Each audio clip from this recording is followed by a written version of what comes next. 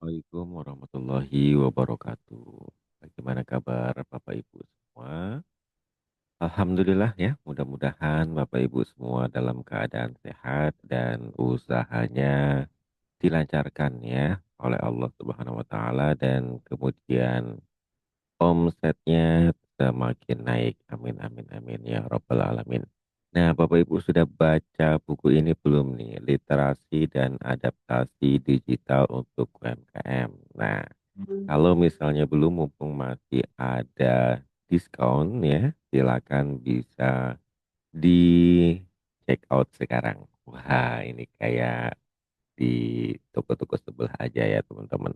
Nah, baik Bapak Ibu sekalian, berkaitan dengan hal ini, kita juga hari ini akan belajar bagaimana menggunakan WhatsApp ya untuk bisa meningkatkan penjualan ya. Strategi jualan dengan menggunakan WhatsApp Story. Nah, WhatsApp ini adalah salah satu tools digital yang sudah sering Bapak Ibu gunakan. Bahkan sekarang ini kita hampir setiap hari menggunakan WhatsApp dan sudah meninggalkan yang namanya SMS gitu ya. Bahkan telepon aja sekarang menggunakan WhatsApp ya Bapak Ibu.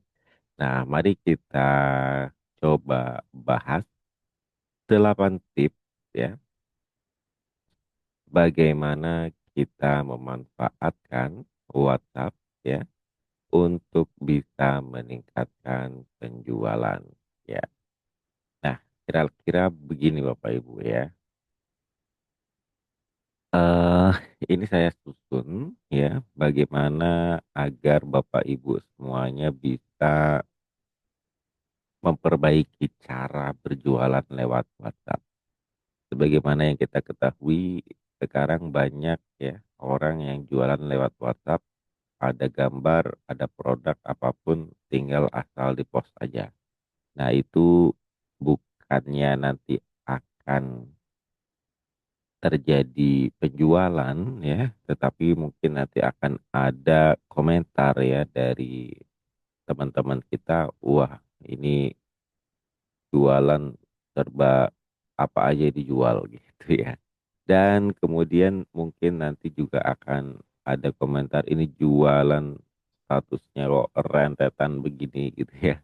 Semuanya di eh, upload gitu ya. Tidak ada ruang untuk kemudian tidak melihat spasi di status kita ya.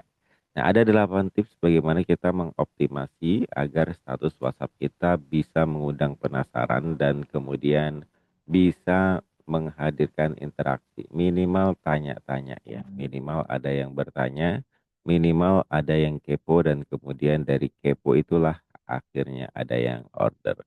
Pertama ya, kita bagi dulu nih bahwa kita akan membuat status di dalam 4 waktu. Oke? Gimana caranya? Kita bikin bagi status kita menjadi 4 waktu. Jadi sehari itu kita bikin 4 status WA. Gitu ya. Kira-kira ini kita praktekkan nanti ya dengan menggunakan 4 status.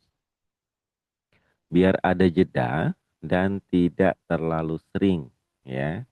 Nah, ada jarak juga ya antar satu status dengan status yang lain ya.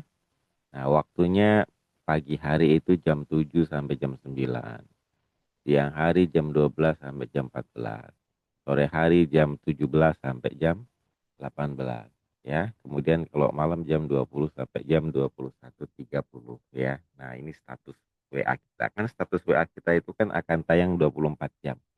Nah, kita nanti postnya itu di waktu-waktu ini gitu ya. Jadi kita bagi dulu nih waktunya. Kemudian yang kedua, jangan selalu posting produk yang dijual, promosi mulu gitu ya. Nah, selang-seling konten antara yang edukasi ya, ada yang hiburan ya, ada juga yang promosi. Nah, ini penting ya Bapak Ibu ya. Bagaimana biar konten yang kita punya, konten yang kita miliki itu juga tidak membosankan buat para audiens kita gitu ya. Agar audiens kita itu nggak bosen. Ini kok lihat produk terus ya. Apalagi gambarnya nggak ganti-ganti sama terus gitu ya. Nah, ingat ya, kita ada yang namanya konten pilar. Jangan hanya promosi, tapi juga harus diselingi dengan edukasi, ada hiburan ya, hiburan yang lucu-lucu gitu ya, yang bikin kepo, yang bikin penasaran, atau aktivitas bisnis kita ya. Nah, buatlah konten planning ya. Buat perencanaan konten agar konten tidak monoton. Nah, jadi nanti teman-teman bisa gunakan tools ya yang ada bagaimana kita merencanakan kontennya agar setiap hari kita bisa update status dan tidak itu-itu aja. Terlalu banyak konten promosi juga dapat membuat audiens akan menjauh. Nah, itu tadi sudah kedua ya. Nah, sekarang yang ketiga, buat penasaran dengan story terakhir. Nah, jadi kalau misalnya kita sudah satu, dua, tiga, story terakhir itu buat agar semakin penasaran. Jadi nanti ketika akan melihat story terakhir, dia harus melewati story pertama, kedua, ketiga gitu. Akhirnya nanti akan melihat yang keempat. Kenapa begitu? Story terakhir akan menjadi preview bagi yang menerima story kita. Ya, jadi kita pagi posting ya, ada orang yang ngelihat malamnya story kita, nanti postingan pagi itu akan naik juga. Yang lihat itu, oh baru ngelihatnya malam gitu ya. Nah, nanti akan terlihat juga. Kalau nggak menarik maka nggak ada yang klik, nggak akan ada nggak lihat promosi ya.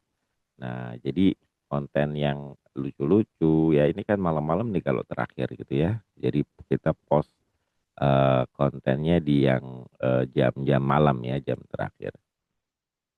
Keempat, jangan terlalu banyak tulisan. Nah, tulisannya gini nih, gede-gede begini nih. Ya, jangan terlalu banyak, ada space dan kalau bisa dibikin gede, jadi mudah dibaca. Ya, nah jadi nanti teman-teman belajar desain bikin kontennya agar bisa menarik perhatian. Kenapa begitu? Agar yang melihat tidak bingung ya. Jadi kalau baca itu nanti nggak bingung ya. Karena kita hanya mendapatkan waktu 30 detik untuk membaca tulisan yang ada di gambar ya, di status antar antar status itu kan hanya 30 detik ya. Oke. Nah, jadikan 3 detik pertama itu untuk menarik perhatian ya. Jadi hooknya tetap ada ya. Bagaimana 3 detik pertama itu bisa menghadirkan pesan yang bikin penasaran. Nah, di 3 detik pertama ya. Nah, yang kelima, story-nya bisa berbentuk video ya. Durasinya berapa? Durasinya 30 detik. Kalau misalnya mau bersambung ya berarti 60 detik. Ya jangan lama-lama. Jangan yang durasinya 1 jam ditaruh di status. Nggak bisa ya. Nah, jadi ini perhatikan ya. Kalau kita mau post video, pilih yang durasinya 30 detik. Atau kalau misalnya dibikin penasaran kemudian nanti dilanjutkan yang video keduanya ya. Jadi hanya 60 detik. Dibagi dua aja ya. Nah, yang keenam, gunakan teknik copywriting. Apa itu copywriting? Copywriting itu teknik menulis iklan lah ya. Teknik menulis sebuah kalimat untuk tujuan tertentu. Bisa untuk mendapatkan pendaftaran, bisa untuk mendaftarkan penjualan ya, dan lain sebagainya. Nah, bisa eh, jadikan teman kita itu kepo dia dengan status setelahnya. Jadi buatlah kalimat-kalimat singkat yang berkelanjutan ya. Ketujuh, jangan terlalu sering. Jangan terlalu sering. Hindari upload story terlalu banyak hingga terlihat kayak benang jahit. Jangan ya.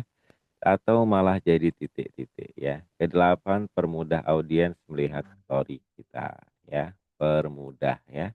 Nah, bisa tag ya, gambar dan video. Upload story dengan ukuran file terlalu besar juga akan lambat dibuka ya.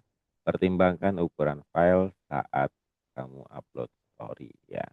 Nah, belajar lebih banyak 8 tips optimasi WhatsApp Story ya. Silakan bisa teman-teman upgrade aja ke premium ya. Nanti akan ada banyak materi yang bisa didapatkan oleh teman-teman. Semoga 8 tips optimasi WhatsApp Story ini bisa membantu produk kita, produk teman-teman semuanya semakin laris, semakin omset banyak, semakin banyak omsetnya, semakin naik omsetnya, semakin banyak penjualannya. Demikian Bapak Ibu teman-teman semuanya. Sampai jumpa di member area dan di video-video pembelajaran yang lainnya. Semoga usaha kita semakin maju berkembang dan naik kelas. Assalamualaikum warahmatullahi wabarakatuh.